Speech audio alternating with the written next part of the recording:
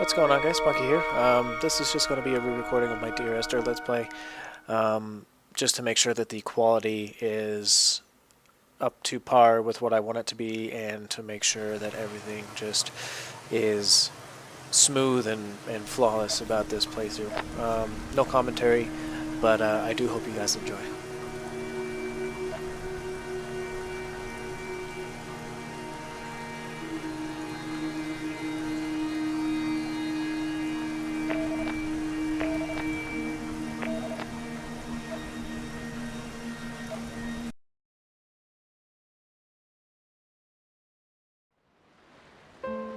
Dear Esther, the gulls do not land here anymore. I've noticed that this year they seem to shun the place. Maybe it's the depletion of the fishing stock driving them away. Perhaps it's me. When he first landed here, Donnelly wrote that the herds were sickly and their shepherds the lowest of the miserable classes that populate these Hebridean islands. 300 years later, even they have departed.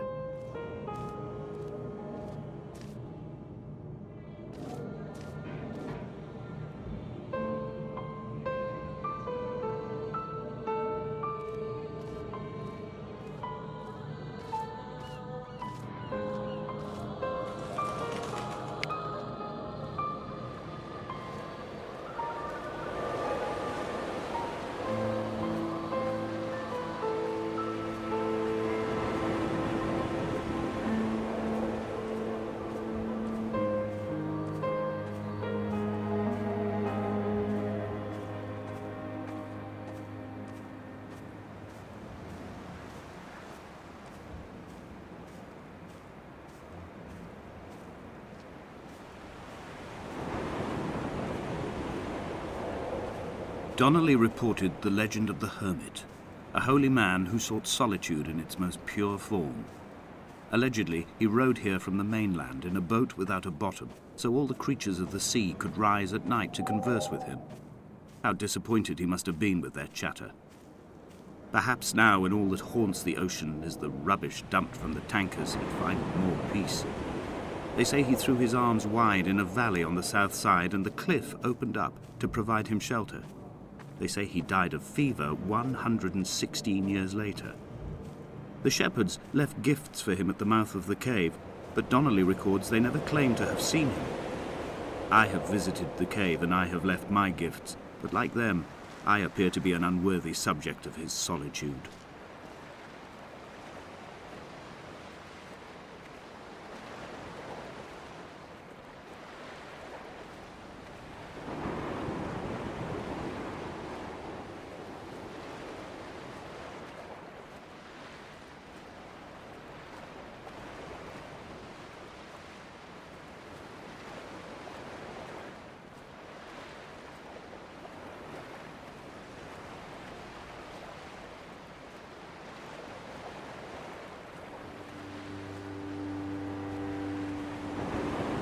At night, you can see the lights sometimes from a passing tanker or trawler.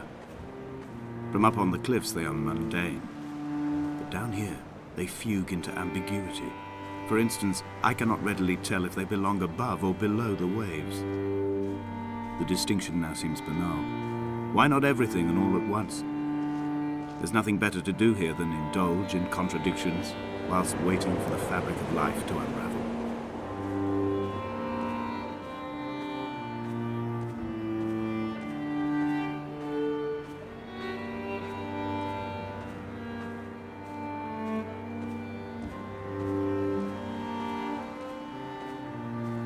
Donnelly's book had not been taken out from the library since 1974. I decided it would never be missed as I slipped it under my coat and avoided the librarian's gaze on the way out. If the subject matter is obscure, the writer's literary style is even more so. It is not the text of a stable or trustworthy reporter. Perhaps it is fitting that my only companion in these last days should be a stolen book written by a dying man.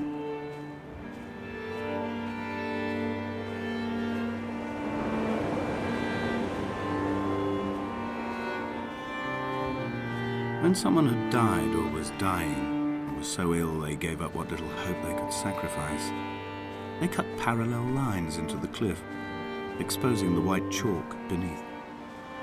You could see them from the mainland or the fishing boat, and know to send aid or impose a cordon of protection, and wait a generation until whatever pestilence stalked the cliff paths died along with its hosts. My lines are just for this, to keep any would-be rescuers at bay. The infection is not simply of the flesh.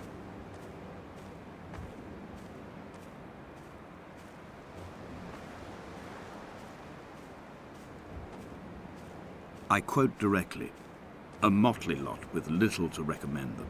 I have now spent 3 days in their company. That is, I fear, enough for any man not born amongst them. Despite their tedious inclination to quote scripture, they seem to me the most God-forsaken of all the inhabitants of the Outer Isles. Indeed, in this case, the very gravity of that term, forsaken by God, seems to find its very apex. It appears to me that Donnelly, too, found those who wander this shoreline to be adrift from any chance of redemption. Did he include himself in that, I wonder?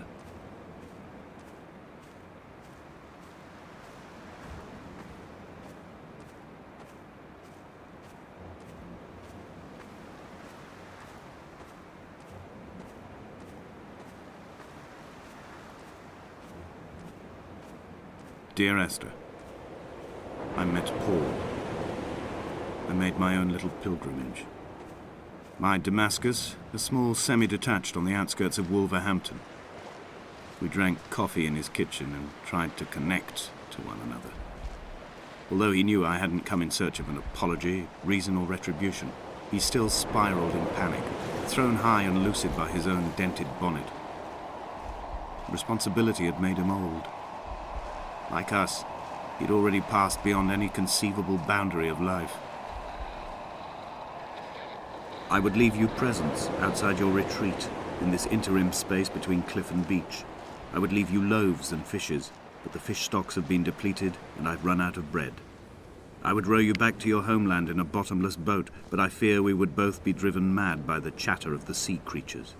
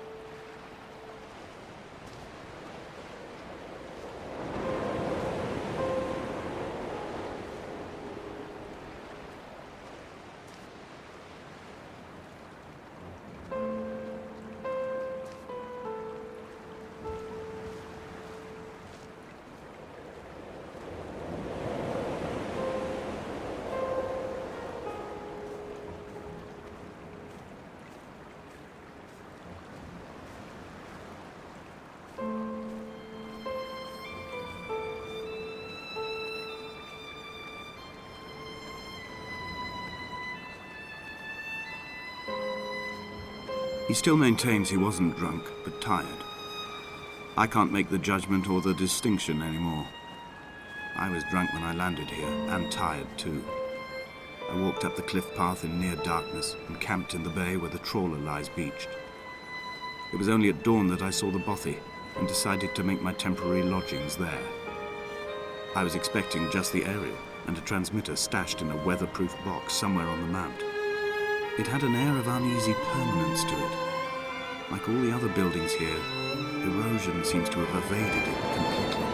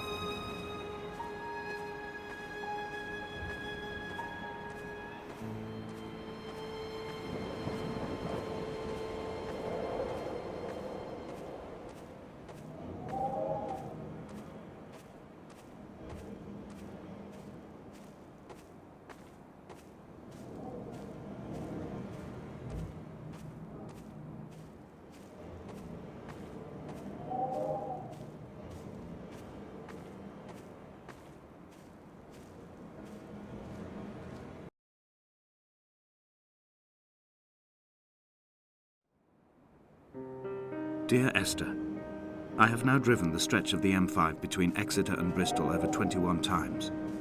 But although I have all the reports and all the witnesses, and have cross-referenced them within a millimetre using my Ordnance Survey maps, I simply cannot find the location. You'd think there would be marks to serve as some evidence. It's somewhere between the turn-off for Sanford and the welcome brake services. But although I can always see it in my rear-view mirror, I have as yet been unable to pull ashore.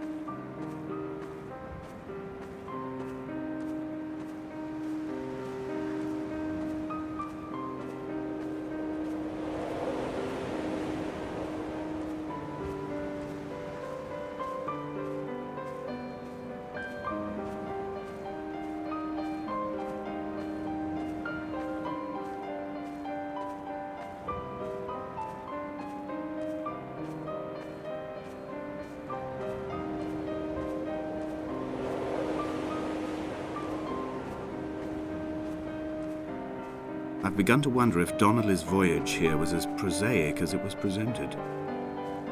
How disappointed not to have found the bones of the holy man. No wonder he hated the inhabitants so.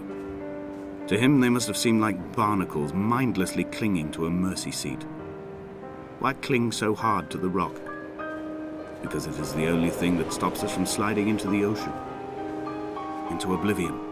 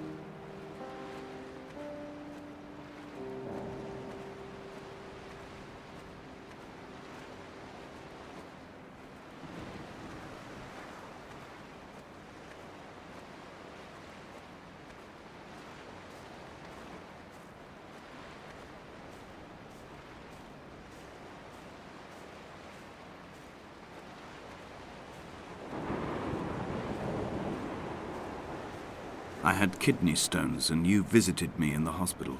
After the operation, when I was still half submerged in anesthetic, your outline and your speech both blurred.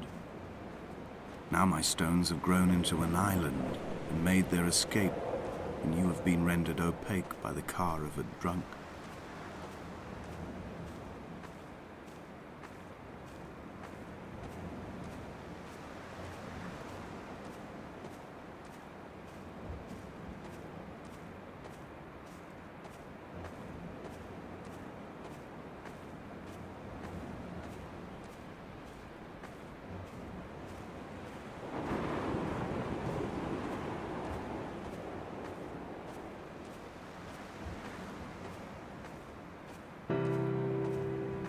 I've begun to climb, away from the sea and towards the center. It is a straight line to the summit, where the evening begins to coil around the aerial and squeeze the signals into early silence. The bothy squats against the mount to avoid the gaze of the aerial. I too will creep under the island like an animal and approach it from the northern shore.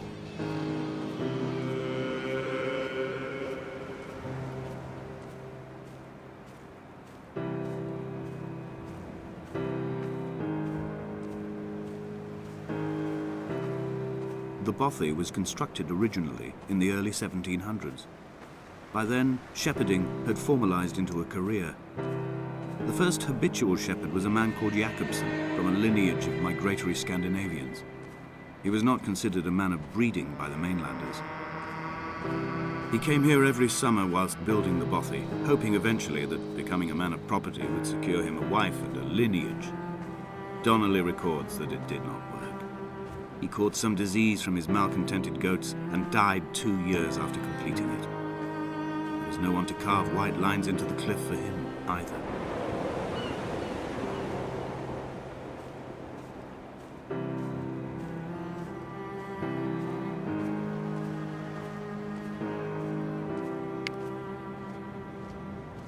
My heart is landfill. These false dawns waking into the still never light. I sweat for you in the small hours and wrap my blankets into a mass. I have always heard the waves break on these lost shores, always the gulls forgotten. I can lift this bottle to my ear, and all there ever is for me is this Hebridean music.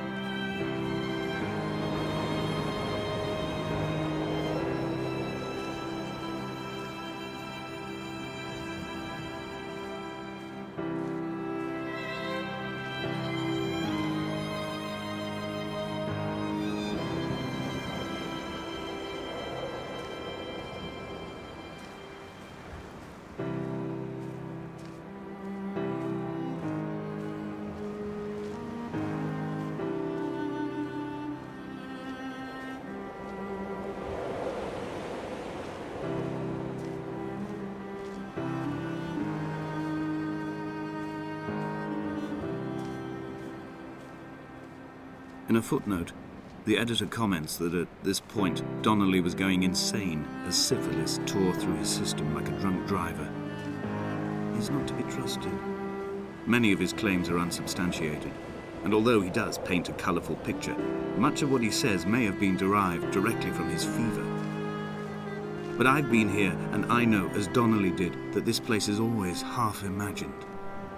Even the rocks and caves will shimmer and blur with the right eyes.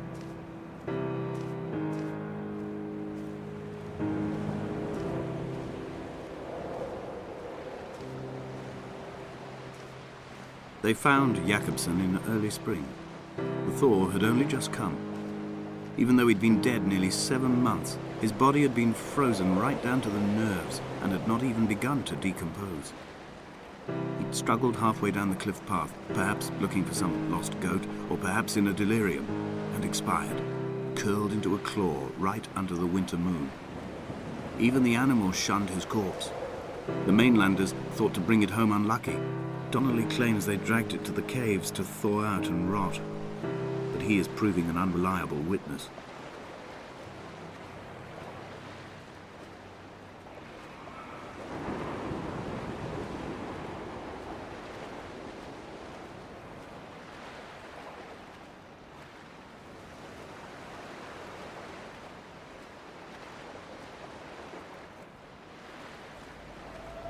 Climbing down to the caves, I slipped and fell and have injured my leg. I think the femur is broken. It is clearly infected. The skin has turned a bright, tight pink, and the pain is crashing in on waves, winter tides against my shoreline, drowning out the ache of my stones. I struggled back to the bothy to rest, but it has become clear that there is only one way this is likely to end. The medical supplies I looted from the trawler have suddenly found their purpose. They will keep me lucid for my final ascent.